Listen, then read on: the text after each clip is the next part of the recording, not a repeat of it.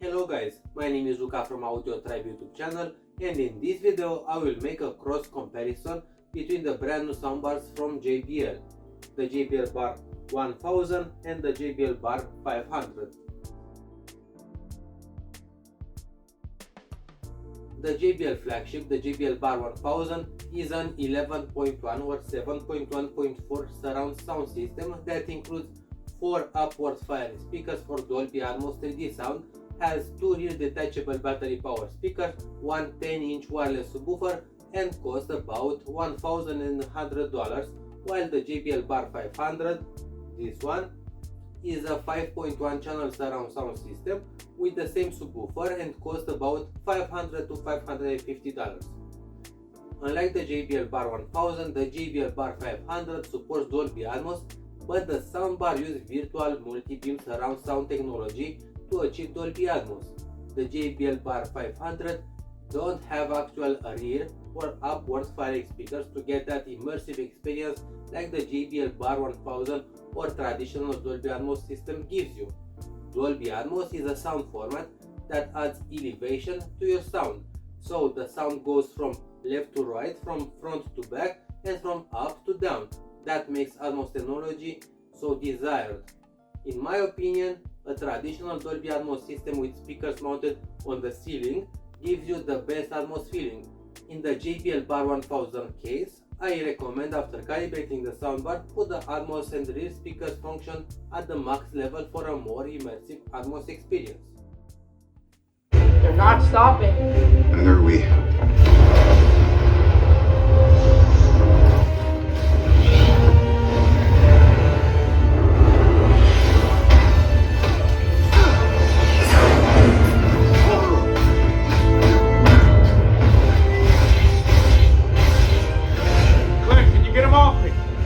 Buckled in?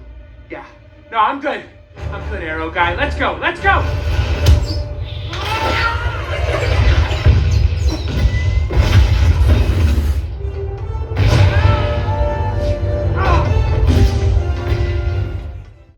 The JBL BAR 1000 has a powerful sound, about 880 watts combined power through all the speakers.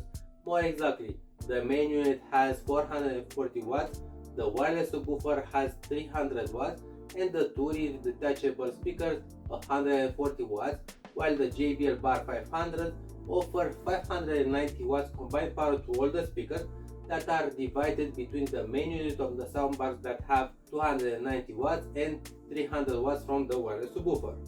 So, the main units are very different, but the wireless subwoofer are similar. They have a boxy look that is made from wood and offers the same amount of power, 300 watts, that gives you a thrilling and precise bass, has the same 10-inch big speaker that is mounted on the bottom of the box, so it is protected from dust or even the sharp claws of the kitties.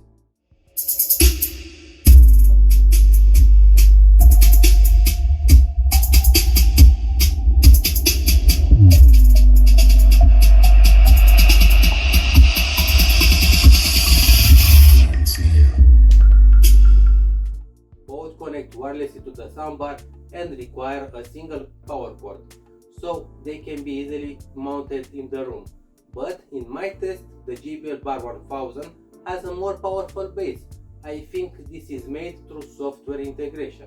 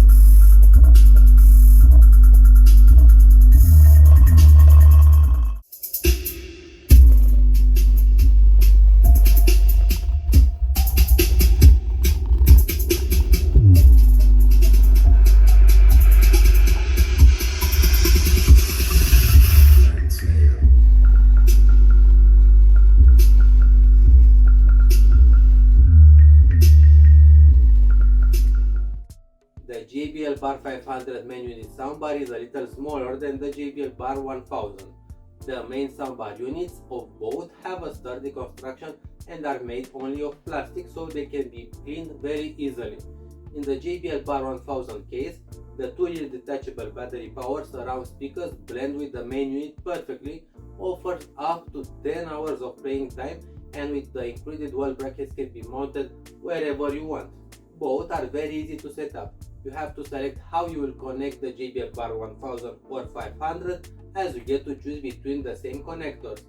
On the back of the main units is the interface that features 3 HDMI inputs at the JBL BAR 1000. JBL BAR 500 has only one HDMI port, one HDMI AR connector, digital optical input, one Ethernet port, as well as an USB port that can you use to connect external storage and stream audio from there.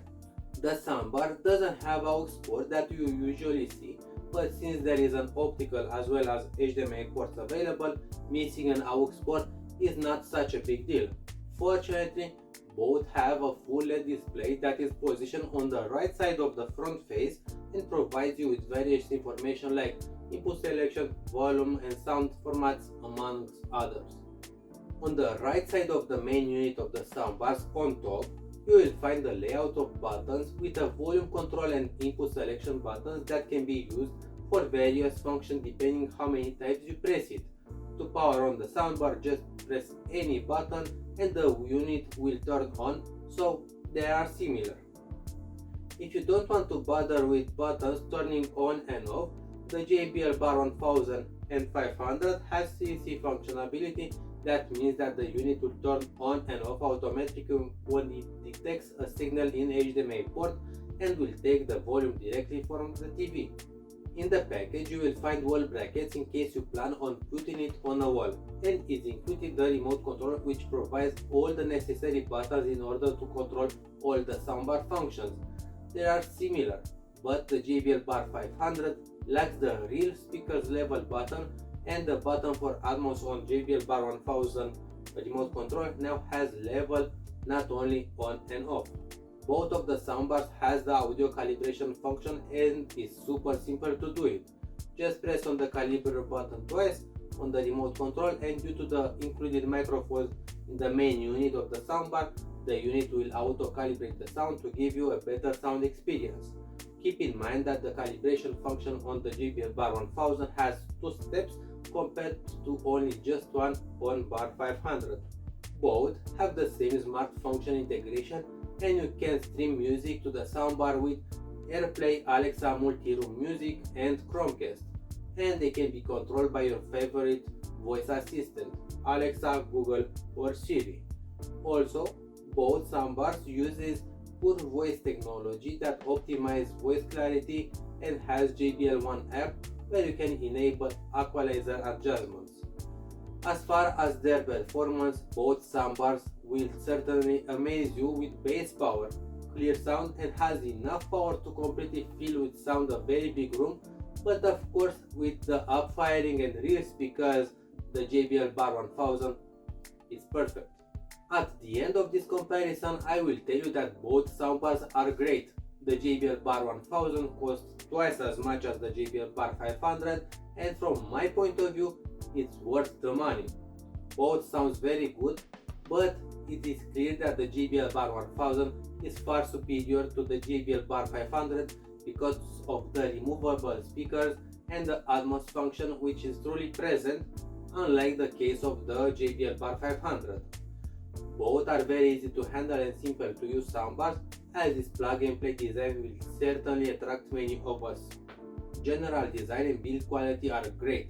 The sound performance is amazing, and JBL, by adding the smart features and the multitude of connectors, they created a very attractive offering at this price range. But which is worth buying it?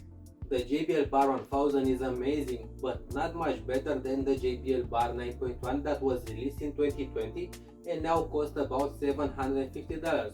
If you want the best, the JBL BAR 1000 is the best. But if you want the best soundbar for the price asked, I will definitely recommend the JBL BAR 9.1 or 5.1 with detachable rear speakers, not the JBL BAR 500 or the JBL BAR 5.1 surround from 2020 because they are missing the real Atmos feeling. What are your impressions? Feel free to subscribe our AudioTribe YouTube channel and please hit that like button. Cheers!